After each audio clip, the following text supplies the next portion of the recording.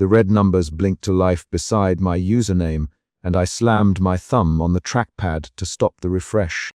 Suspicion drove my movement, suspicion that this was a hoax I could unravel before dawn. I had been awake and flicking tabs for hours, testing proxies, folding alternate accounts into the same thread to see what it would do. The first 3 sentences of what follows should make clear what I was facing. A black on red forum with a ledger of usernames and a pulsing timestamp that counted down. The timestamp next to my handle read 40, 2 minutes, then 39, then 30, 7 as I watched. My fingers drummed on the laptop. I could feel the rhythm in the tendons. I didn't introduce myself formally. I set the pieces instead. I rent a single room over a laundromat. I use the laptop with the scratched lid. And I sleep in a worn black hoodie when I forget to turn the heat on. Maya is my phone contact rather than a roommate. She lives 3 blocks away and works night shifts in a hospital lab. She answers quick, practical, and impatient. That night she answered a message. "What did you find?" She says my name when she's trying to keep me from doing something stupid, and that steadies me enough to keep typing. The conflict appeared within the first minute of the thread. A lurker named Luck had posted a timestamp earlier that evening, 48 hours, then vanished when it hit 0. His line turned grey and a sealed note replaced his last message. I scrolled up and found that redaction, a black bar with a tiny word, archived. I clicked it. The archive indicator opened a sealed pane with redacted logs and a sealed warning I couldn't read until a moderator account, Mode Archive, granted access. Suspicion shifted into a test. I messaged Maya and asked her to come look at the thread while I kept it active. I typed, "Maya, open this thread. Now." Username. Hollow wired. I hit send and watched the delivery tick. The timestamp beside my handle pulsed closer. She answered on the call almost immediately. "Tell me one good reason I should see a deep web forum at 3 a.m. She said, "Because it lists when people die." I said, "You joking?" She laughed, then stopped. "You not joking? Send me the link." Her voice changed. It went flat and precise. "Send it." That precise voice is how she orders tests at the lab. I pasted the URL, rattling the laptop's edges as I pushed the trackpad. Mod Archive appeared in the participant list as a system account with a sterile avatar, an ash-gray box, and a muted presence. It had been present before any of us came in. When Maya entered, her name showed up with a tiny green dot. Next to her username, Mode Archive posted. Access. Monitored, the room pulsed. Usernames, red timestamps, and the sealed archive pane at the far right. You seeing the same numbers. Maya, 40 minutes and counting next to me. I refreshed. It moved 10 seconds closer. My voice was low and deliberate. I tried not to make it sound like a dare. "Do not refresh it unless you're retesting something specific," she ordered. "If it's a database." Refreshing could trigger write events. Maya slab cadence returned. Short sentences, checklist logic. Her caution introduced our first argument, short and pointed. It's a display. Refreshing is just client side. I type back, "I'm making alt accounts to test whether the list assigns new timestamps or just reads from some registry. If it's a registry, we can trace IPS. If it is client side, it's theta. Help me make an alt." I set my jaw and opened a private window. Maya's reply arrived in 3 short lines. "No, not with you alone. Make an alt and don't tell me again." She named me by my username. "If I come in and see anything weird, I'm leaving the feed." Understood. She my handle and then hung up. Doubt slid in while I created 2 alternate accounts. Spare key and gray. Sleeve. The room updated. Both new names appeared in the column with blank spaces where a timestamp might go, then a pulsing cursor. The cursor resolved into numbers. Spare key 10 minutes, gray sleeve 12 minutes, hollow, wired 40 minutes. The numbers shortened every second. My breathing changed. My shoulders tensed. I clicked open a separate dem with Maya and typed 4 lines of dialogue in rapid sequence because the test felt like a game until Look disappeared. Look is archived. Maya's message read his last message. Am I, then 0 and then archive. I just watched it. She sent 3 screenshots. The first showed Lux's handle with a timestamp at 0, and the second showed the grey archived bar. The third showed Mod Archive posting a single line. Noted, an external event. The screen flashed, and a new user posted with a timestamp that hit 0 in real time, and then the user line was replaced with an archived note. My hands left the laptop and returned. Fear moved from the back of my neck into action. I unplugged the laptop charger even though it had nothing to do with the feed. I kept thinking about small, concrete things. The laptop battery dying, the hoodie on the chair, the USB key on the lanyard. I shoved the USB key into the pocket of the hoodie. Maya phoned. What happened? She asked before I could reply. He vanished when the timestamp hit 0. I said it straight. I watched the participant column. The room had changed. The timestamps were no longer steady. They ticked in jerks when the page flickered. Mod Archive posted one short line. Archive verified, then the pane clicked open and revealed a redacted survivor log. Only fragments were visible. Dates, partial phrases like breach report and protocol 7 suppressed. I scrolled and the pane stuttered. My thumb moved faster. I argued with myself and with Maya in the same breath. My curiosity wanted to map pattern to cause. Her voice insisted on stopping. This was the first emotional shift. Suspicion to doubt. My fingers typed experiments while my mouth repeated. Don't do it. That split between action and warning produced tension we couldn't ignore. I created a test account named Test Echo and posted a short question in the thread. Is this live? The timestamp assigned immediately. 5 minutes 40 seconds. I refreshed. It fell to 5 minutes 12 seconds. I refreshed again and it dropped 30 seconds more. The room emitted soft glitches, then quieted. The numbers changed when I refreshed. The room updated the timestamps faster if more accounts were present. The pattern drew my attention and drew Maya back into the call. Stop, she said then. Marco, don't add more. She used my given name as though calling me into being outside the screen. Marco, if this is cataloging endpoints, you risking people. Her voice hardened. Enough experimentation. Close it. Maya, listen, I said. If I can show it's a display only, we can safely log it and walk away. If it's a registry, I can trace who set it. We can take the data to someone who knows. No, she cut me off. The cut was 3 lines of rapid exchange after that. No, Marco. No, stop. I'm on my way. Shut it down and wait for me. Do not be alone on this. Her words accelerated me into a new action. I created an alt with a falsified IP to see if the timestamps would assign differently. I had already crossed her boundary. That was the second emotional shift. Doubt turned into the quick spike of defiance, and defiance shifted into fear as the room responded. A new external event occurred when Mod Archive opened the sealed archive pane and posted, "Selective access granted." Read, the pane released a redacted entry that included a name I had expected, someone with a real first and last name followed by a short line blacked out. The format matched the archived entry Lux record left behind. I scrolled. The archive contained past threads showing identical behavior months before. Someone had closed and redacted multiple lines. The pattern suggested an institutional memory. The room had a history. Mod Archive. Who runs this? I typed. My hand shook on the keyboard. The screen registered the characters and then a delay. 3 seconds, 5, 12. Mod Archive replied with a single terse line. No human admin. Archive preserves. The account did not explain who curated the logs. The word preserve carried a clinical weight that made me think of records rooms and sealed file boxes in government basements.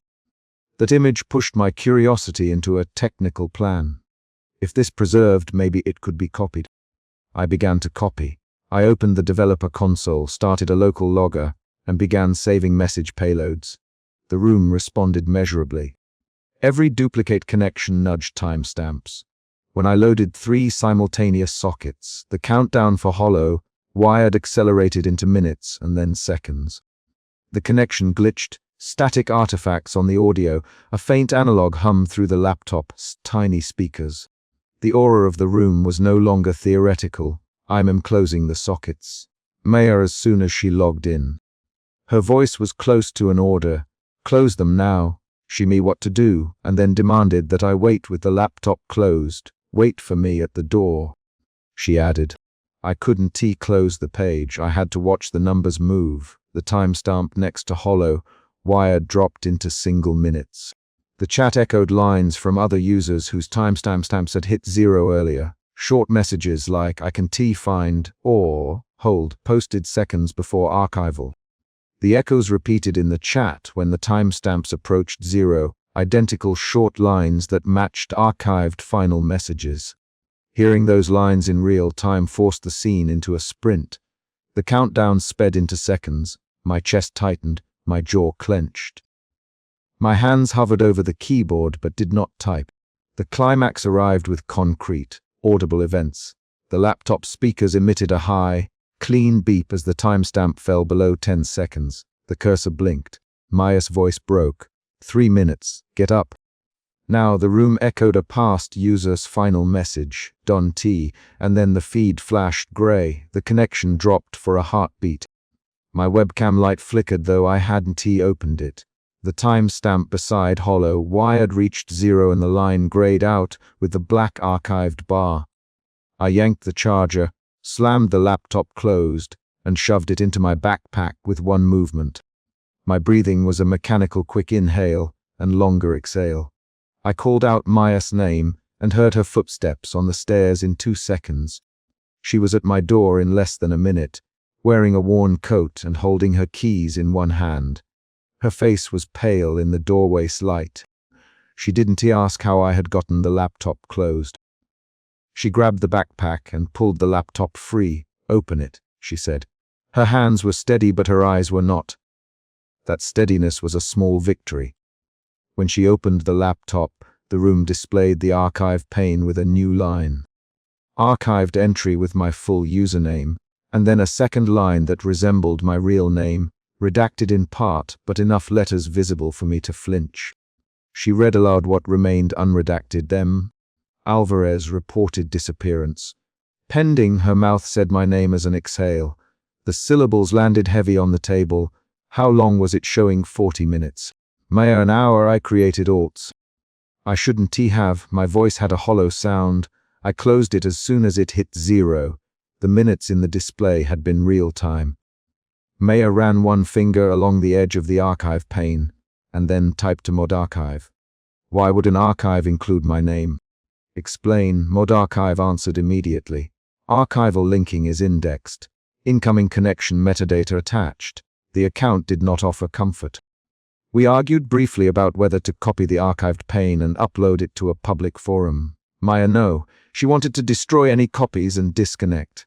I said yes. I wanted to analyze what created the timestamps. The argument produced 3 rapid exchanges. Maya, we can trace it. You can trace a server with dead endpoints. Then we make the endpoint active and watch. Those exchanges ended with Maya's palms on the table, and her voice low. Marco, do not be reckless. If the room attaches to names, it doesn't just list. They correspond. Her last line shifted the argument into fear again. Outside events continued to interrupt our debate. My phone buzzed with a text from an unknown number. We saw you. Archive updated. I almost dropped the phone. The message had no sender name. The phone's notification showed only a blank avatar and a short blacked-out preview. I threw the phone face down on the table and covered it with my hand. Maya reached for it and then stopped. We sat in fast, practical silence. Maya ran a finger on the laptop's trackpad, scrolling through the archive entries. The sealed logs contained truncated sentences that matched the echoes we had heard. Snippets of final messages, timestamps, and a pattern of redaction. One archive entry contained a full name followed by an obscured line, and then a date 2 months earlier. Uploaded to the public, this file would create a visible chain connecting names to timestamps. Not uploading it might keep the chain private, but would lock us with knowledge we couldn't verify. That choice was a new conflict, confidentiality versus transparency. I made a decision and then changed it. I copied the archive into an encrypted folder and started a transfer to a private cloud I had used for research. The transfer stalled and then resumed. The room registered the extra outbound traffic. The timestamps in the thread jittered. The archived line with my name redacted a second more. A chunk of letters disappeared. The feed posted a new line. Entry redacted. Owner notice issued. The line was terse and administrative.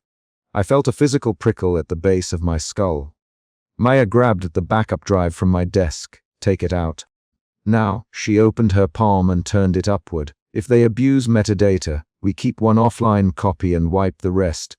She sounded like a lab technician with a protocol in hand. The choice now felt administrative and immediate.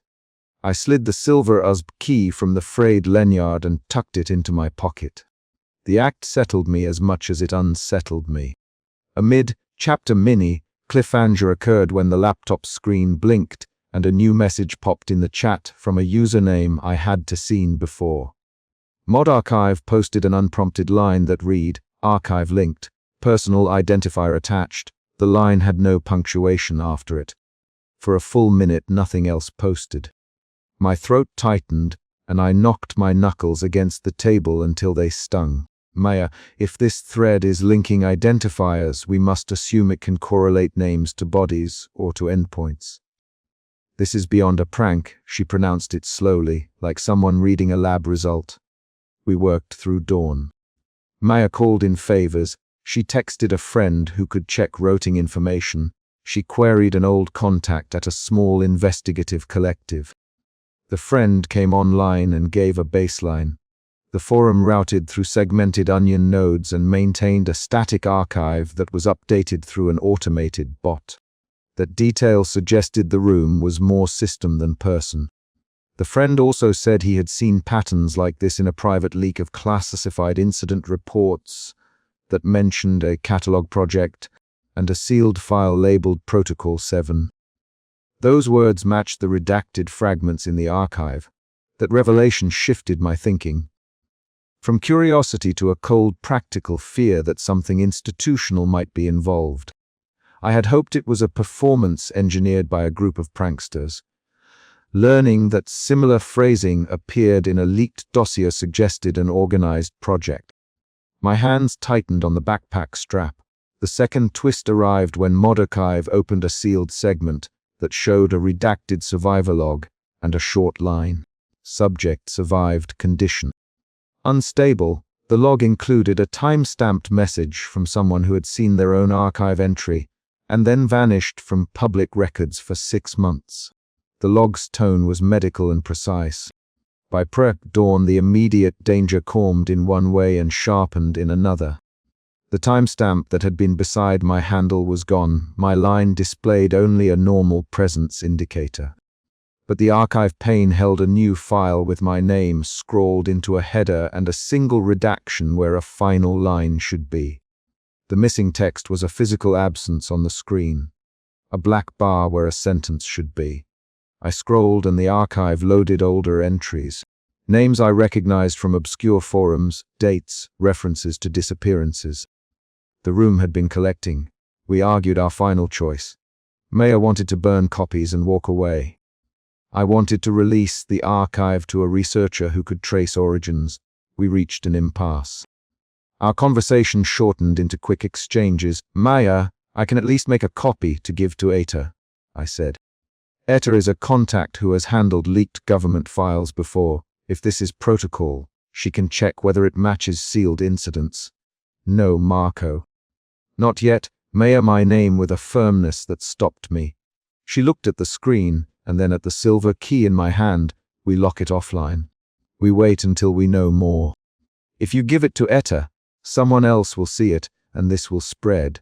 It's not a file you can unroll safely. You know that. Her voice broke for one heartbeat and then regained lock. That sudden crack in tone showed me her fear more than any words could. I tested my resolve. I placed the silver key back on the table and then slid it into my pocket again. I deleted the temporary copies I had made on the cloud but kept a single encrypted file on the USB. I encrypted that file with a passphrase only Maya and I shared. We changed our passwords. We turned off the Wi-Fi. The laptop's battery light blinked slowly. The room's presence on the screen felt like a physical thing we could isolate if we cut power and sealed the ports. The chapter ended with a concrete decision.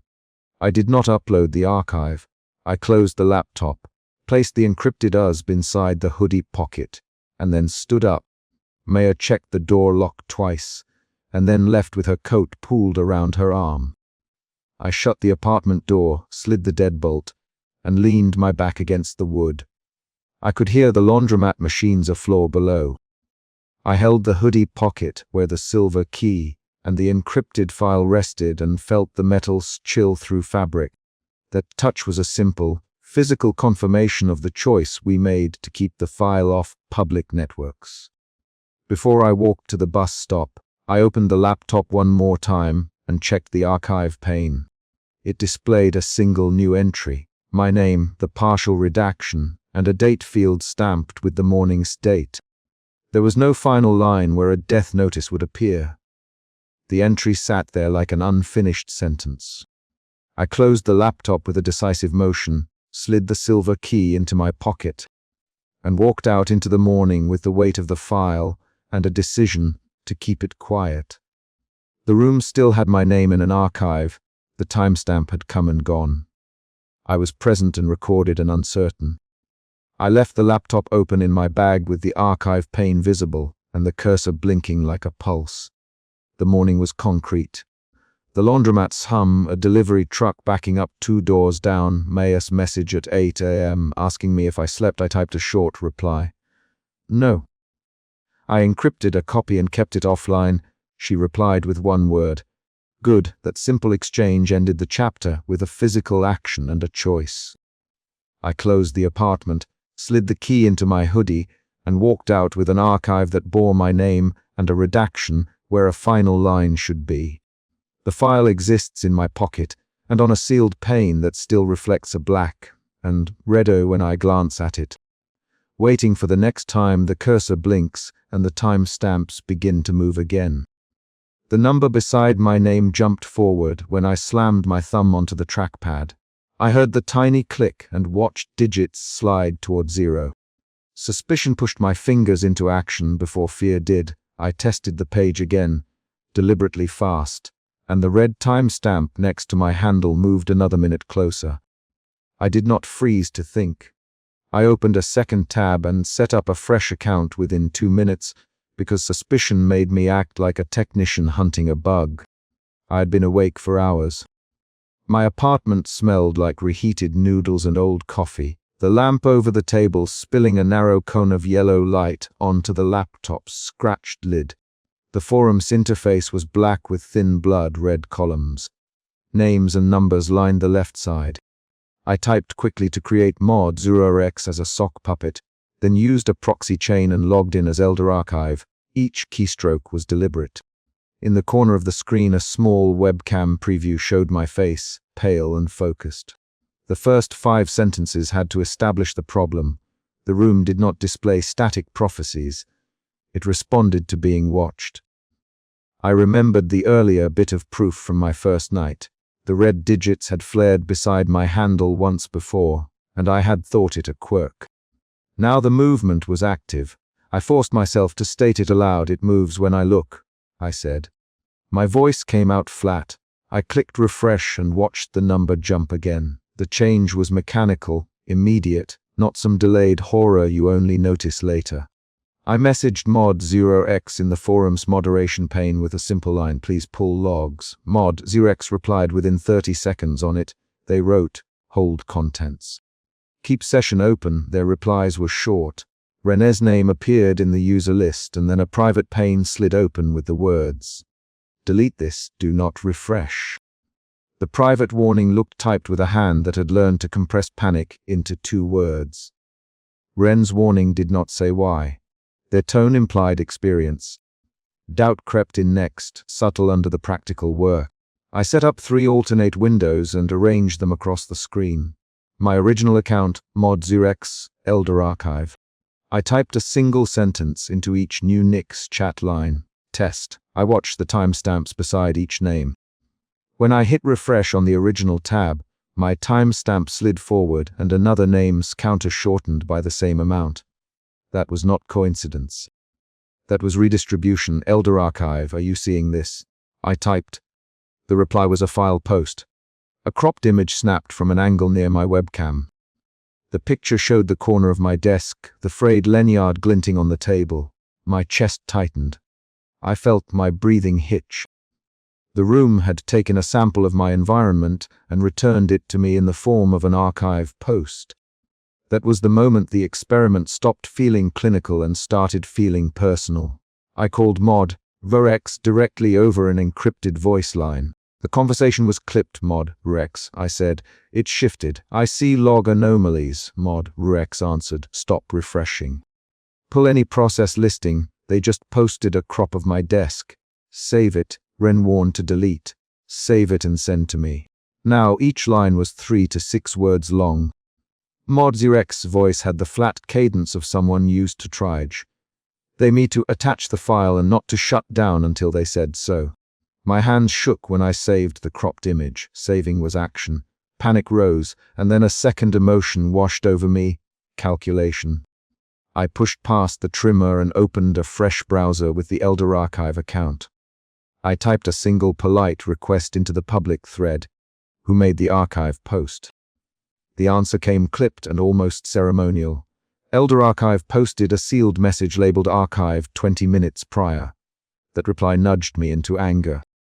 Someone else had been catalogued and the room had redacted their line just after my refresh sequence.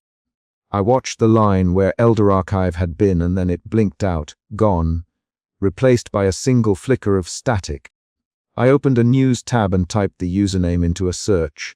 An external post appeared in a fan forum. Found unresponsive in apartment, username Elder Archive. The coordinates in the post matched the city block across town where Elder Archive had signed location traces. When I read that, my hands went cold and my decisions narrowed. Containment became the priority. I messaged Ren privately. Ren, did you mean that? The delete. Ren answered with 3 words. Delete the session. Why? No immediate reply. A minute later. Because it moves when you watch. Hearing Ren name the mechanic changed me. Suspicion had become confirmed. The room reallocated timers between visible accounts instead of spawning new ones. The logic was perverse but consistent. I attempted a live experiment. Elder Archive, if you see this, type 9. I wrote from Mod Rex.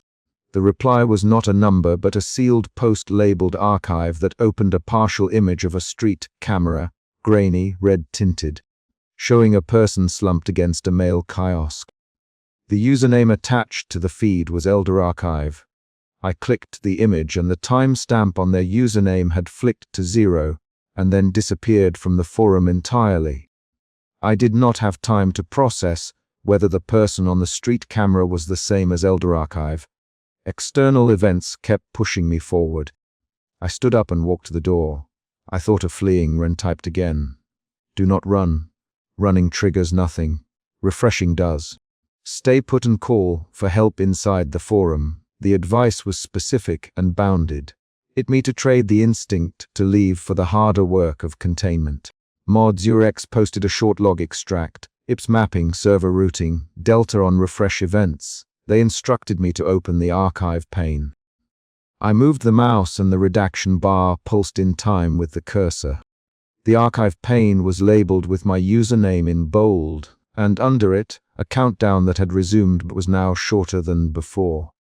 That rekindled urgency. My decision horizon tightened. I tried to reason. If it relocates through observation, I said aloud, maybe we can force redistribution away from real people. My hands worked the keyboard. I created 15 alt names across the 3 open windows and began cycling refreshes, watching how the room reassigned numbers. The room responded predictably.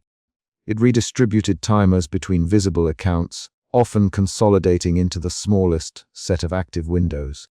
When I closed one window, the counters on the remaining windows jumped. The next shift in emotion was dread that required immediate problem solving. Dread made me clamp down on practical moves. coordinate log preserve. I wrote to mod.ox, we need to freeze visible sessions, lock accounts. They answered, I can hold the front page for 30 seconds. Upload all captures now. I sent the crop desk image, the street camera frame, the server logs. Mod.ox replied with a command line snippet to run on my machine that might mask the session as offline while leaving the browser open. The instructions were surgical. I executed them with deliberate hands. While I was mid-command, a new private post slid into the archive from Ren. It read, they read camera angles. They learn angles. That single sentence changed the experiment once more. Earlier I had assumed the room reacted only to names and network traces. Now it showed it could parse spatial relations and reproduce camera angles. It had used a sample from my webcam to prove that point. I felt watched in a way a static interface cannot produce. Not eyes but vectors of sight. I typed, Ren, what happened to you? Ren answered, I lost my sister's account. She logged in and her number hit 0. She slept through it and never woke. Name. I typed Anil. She was 29. I found her phone cold on the kitchen counter. The account was redacted at 9 minutes. The specificity of Ren's reply pushed me into a different kind of clarity. Grief, shaped proof rather than abstract danger. That was the plot twist the notes demanded. The room's online redaction had correlated with physical collapse. I felt the weight of choice.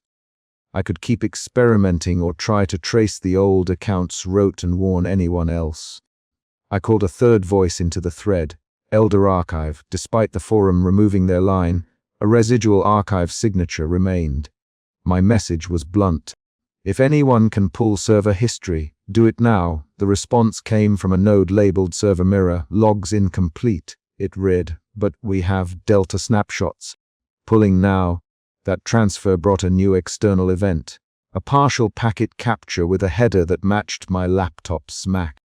Mod.ox read it aloud in the voice channel. Packet origin. Local webcam feed mirrored into archive cache. Hearing it spelled out made me physically recoil. We argued in quick bursts over the voice line about what to do next. Mod.ox was clinical. Ren was raw. We can spin a fake feed. Mod.ox said loop a static image to confuse reallocation. Looping could make it focus on the loop. Ren. Better to lower visibility. Lower visibility means closing windows, I said, but closing windows reassigns timers, then mask visibility. Mod.ox answered. Make sessions appear idle without actually refreshing. Do it. We executed a plan with rapid exchanges and 3 swift commands. The rhythm of the conversation was tight. Decisions, confirmations, execution. The room responded by consolidating the timers into a single red column labeled archive, and then, for a beat, the column pulsed and revealed a cropped image that matched the webcam in my apartment, only this time it showed the doorway behind me. I turned toward the doorway and saw nothing in the dim hallway, but the hair at the back of my neck stood up. The archive crop matched my webcam angle with an accuracy that left no room for coincidence. That accuracy was the surprise that altered everything. The room had moved from catalog to surveillance. I pulled the laptop's power cord and slammed the lid shut. The screen went black and the room fell into a silence that felt large and immediate. I waited 30 seconds and then opened the lid again, because leaving a session closed felt like ignoring a problem. The forum forced a refresh the moment the browser reconnected. On the screen, a neighboring username hit 0. Simultaneously, the overhead lights in my apartment died and a long shape moved past the doorframe beyond the living room. The convergence happened in a handful of seconds. The online 0 and the physical silhouette matched in time. I ripped the power strip from the wall. The house lights stayed out. My phone, which had been charging on the counter, shut off with a soft click. I felt the thud of my heartbeat in my throat. The physical intrusion forced the chapter as apex. An off-screen countdown reached 0 and a silhouette moved beyond the doorway. I did not run. I crouched, grabbed the thin black watch on the table, and shoved it into my pocket. I picked up the laptop and carried it into the kitchen. where I found 2 phones laid out and a small pocket flashlight.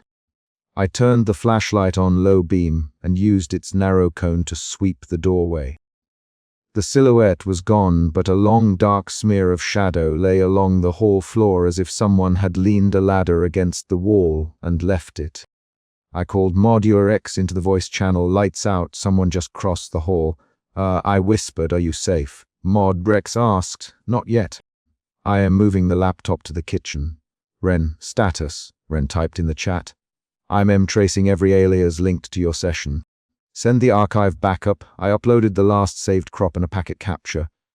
Mod UX said, "We can delay it. We can mask packets, but we cannot make it unsee us. We can only slow the relocation." I forced a decision. Panic threatened to dictate choices, but cooperation had produced results. I moved the laptop to the kitchen table and opened a white document. I began typing a public log with a clear, short headline. Archive log. Shifting timers, live record. I pasted the cropped images and the packet headers. I left the document open and then posted the link into the forum and the archive pane. This was containment, making the sequence visible to more eyes so redistribution had more targets. Early morning gray seeped into the windows. I felt fatigue pushing my eyelids down, but I stayed awake because the countdown still hung at the edge of my vision. The forum had appended one final sealed archive addressed to me. I hesitated. The cursor on the sealed message blinked in a rhythm that matched my breathing. My hand hovered over the trackpad. I told myself a tactic. Do not refresh alone, bring others in. I typed Ren and Mod Zorex in the thread and instructed them to prepare to pull the archive simultaneously. We counted in short lines. 3, Mod Zorex said 2. Ren typed 1. I said aloud and hit refresh together with them. The forum forced a final redistribution. The sealed archive opened and displayed a single line. A short clip from my webcam that showed the kitchen chair facing the black screen, and then, in the last frame, a doorway with a dark shape partially visible. The clip ended with a soft, distant sound like a footstep on linoleum. We responded fast. Mod UX posted the file across 3 mirrors and Ren set up a mirrored broadcast. I copied the clip into the live log and then, as a coordinated measure, we changed all visible session names to random strings and instructed passive accounts to appear as bots with no user activity, reducing human targets. The room redistributed, folding the timers into the sealed archive addressed to me again, but this time its countdown resumed at a shorter interval than before.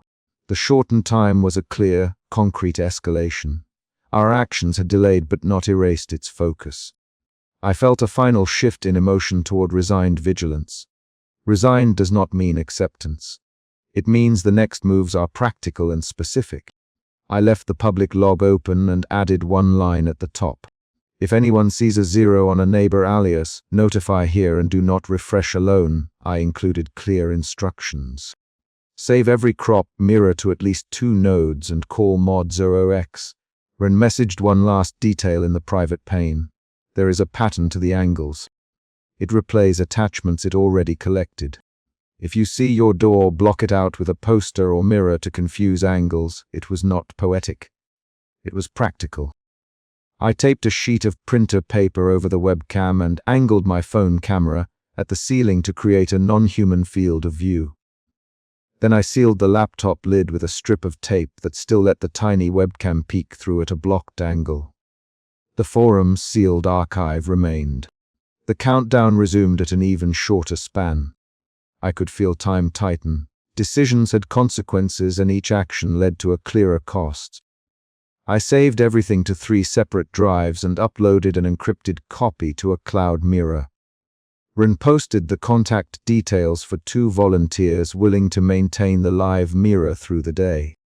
ModUX posted a packet watch script and asked for anyone with a server to run it. We had done enough to slow the room's immediate redistribution, but not to end it. The archived message closed itself and the forum dimmed the black columns to ashen gray. Outside, at 8:30, a delivery truck idled at the curb, and the driver shouted numbers into a radio. The world continued in mundane noises that did not care about red timestamps. I leaned back and felt my jaw itch. The plan had worked enough to buy hours. I saved the live log in one final step and posted a directive. Keep this public. Trust chains. Modzo Rex Ren server mirror. I included my contact and the short rule list. Then I powered down the laptop completely, pressed the power button and watched the screen go black. My hand closed on the lid. The tactile click of the latch was loud in the quiet kitchen. The sealed archive still existed on the server. Its countdown had shrunk but not vanished. My choices had changed the immediate danger and rallied eyes and hands to monitor it. The last concrete event of the chapter came when a new message arrived in the live log. A short line from server mirror that read, "Archive persisted. New countdown assigned." Shorter, I put the laptop back on the table, opened the document, and began to write the full log for anyone who would read it. I typed the first line without poetic preface and then saved. The archived message sealed itself with a new, shorter countdown and my hand closed on the laptop's lid.